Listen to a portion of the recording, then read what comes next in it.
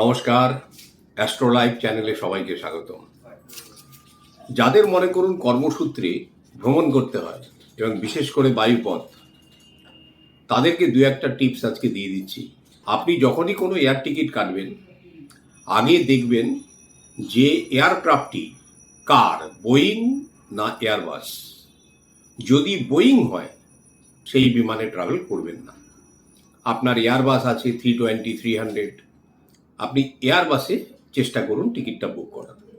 তার কারণ এবার আপনারা অবশ্যই বিবেচনা করবেন, কেন বোয়িং আর এয়ারবাসের যদি দুর্ঘটনার সংখ্যাতত্ত্ব দেখেন, যে বোয়িং আজ পর্যন্ত যতগুলো সারা ওয়ার্ল্ড ওয়াইডে 600-র ওপরে দুর্ঘটনার শিকার হয়েছে, সেখানে এয়ারবাস হয়েছে 240।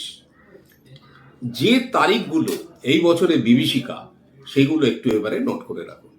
প্রথমে দেখুন এপ্রিলের 5, 14 এবং 22। 22শে এপ্রিল আপনারা সবাই জানেন কি ঘটেছিল পহেলগাঁওয়ে, অতএব 22 তারিখ নিয়ে আর কিছু বলতে চাইছি না।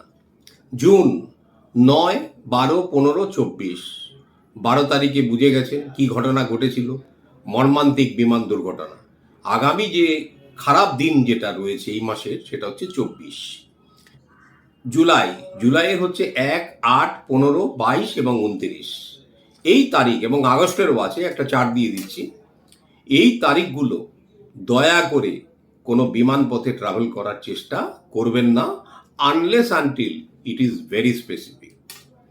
এই সময় কিন্তু ট্রেন দুর্ঘটনারও সম্ভাবনা, অতএব ট্রেন পথও কিন্তু খুব একটা নিরাপদ নয়। আপনি সড়ক পথে ট্রাভেল করতে পারেন সতর্কতা নিয়ে। তো তারিখগুলো বলে দিলাম। ভয়ানক একটা বিনাশ নক্ষত্রের যোগ কিন্তু এই তারিখগুলোর মধ্যে রয়েছে, যেটা আগে থেকে সবাইকে সতর্ক করে দিলাম। যাদের উপায় নেই তাদের জন্য একটা টিপস দিয়ে দিচ্ছি। হনুমান চালিসা, পকেট হনুমান চালিসা একটা করে বই পকেটে রাখবেন বিমান যাত্রা করাকালীন। আর বিমানে বসার সময় যদি পারেন হনুমান চালিসাটা 2-3 বার মনে মনে পাঠ করে নেবেন, আপনার ওপর সংকট আসবে না। শুধু এইটুকু জিনিস পালন করুন।